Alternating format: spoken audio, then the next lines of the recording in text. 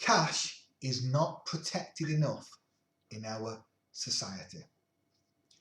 We live in a completely neoliberal, highly privatised, highly anti-consumer and highly unfair and undemocratic shithole of neoliberal capitalism that we've lived under for the past 40 odd years.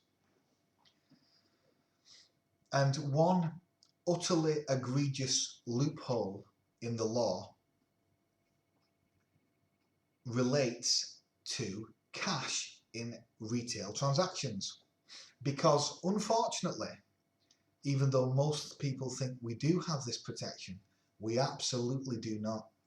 Because we have a total embarrassing law that should be changed tomorrow morning. Because during coronavirus, many businesses now are saying we don't accept cash.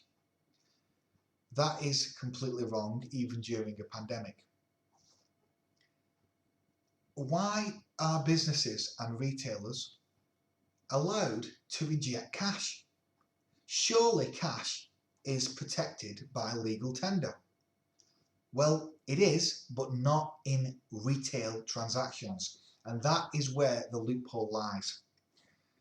Our definition of legal tender does not mean what it means in the common usage by what everyone naturally means by using the term legal tender, which is that we think it would mean that when you go to pay for something, a good or service, goods or services, with legal tender, like a £20 note or a £50 note, that it must be mandatorily accepted, or mandatorily accepted, sorry.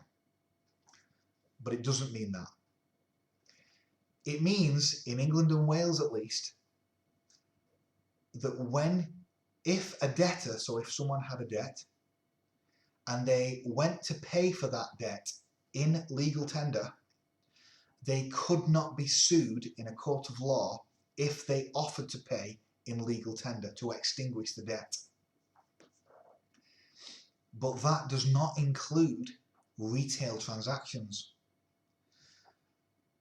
So that means that when you go to pay for goods and services, even though you're using what's been defined as legal tender, which might be a £5 note or a £10 note, they do not have to mandatorily accept your cash, because it doesn't pertain to retail transactions, which are not considered to be a debt in the same sense as what's under the legal tender definition. So that massive loophole means that shops can completely legally say, we're not accepting £20 Scottish £20 notes, we're not accepting £50 notes, or we're not accepting cash altogether. Now, that should be completely illegal, as it is completely illegal in other parts of the world, like some states in America, that as far as I'm aware, and European law, as far as I'm aware, is quite good on this, in that their definition of legal tender means there is mandatory acceptance of cash in all retail transactions, unless the good faith principle is violated, in that you went to pay for an item that only cost £2, but you went to pay for it with a £50 note, and the retailer didn't have enough cash to give you, enough change to give you back. Well, under those circumstances, there's a moral argument that they should be able to reject your money because they can't give you enough change. Or if they suspect fraud, fine. In them instances, yes, they should be allowed to reject cash. But if they don't suspect fraud, and if they have enough change to give you, they absolutely should be forced to accept legal tender, legal currency. They should be forced to accept that. That is utterly ridiculous that our legal system allows the rejection of cash to pay for goods and services in retail transactions. Tomorrow morning, that law should be changed. It should be changed for multiple reasons. There are millions of people in Britain for one, is just consumer friendliness. It protects the consumer. We shouldn't have to go in one shop and they say, oh, we don't accept Scottish £20 notes, or we don't accept £50 notes. And from experience, only the big stores will accept £50 notes. Like Argos will accept them, and Tesco's and Asda, from experience, they will actually accept them. But even though it's legal tender, the vast majority of other shops will just reject them outright because they don't want to have the hassle of having to have the right equipment and train their staff in how to detect forged and counterfeit notes. But the answer is that the Bank of England or the government should provide to retailers and businesses the equipment and tools and guidance and they should also make the notes and the coins extremely difficult to counterfeit. But of course they don't, because these thieves and criminals, etc., quickly counterfeit them. So I can sympathise with businesses that have had £50 notes and then they took them to the bank to cash them in and they've been said, no, it's fake. So I do sympathise, but I don't sympathise with the British government because they failed to protect businesses enough with giving them enough credible guidance and enough equipment to detect fake money. But it is wrong but the answer is not to basically allow them to reject money. The answer is to improve the provision of that.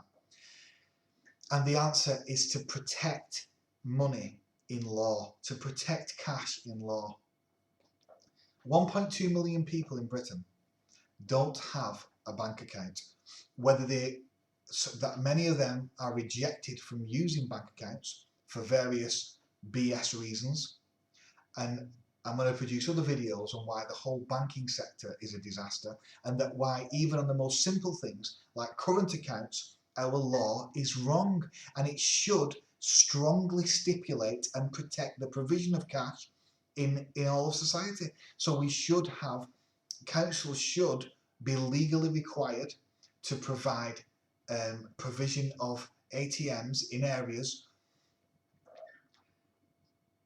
We shouldn't have to pay to withdraw money like we're paying now, sometimes £2.50, £1.95 to withdraw a £10 note, which is utterly ridiculous.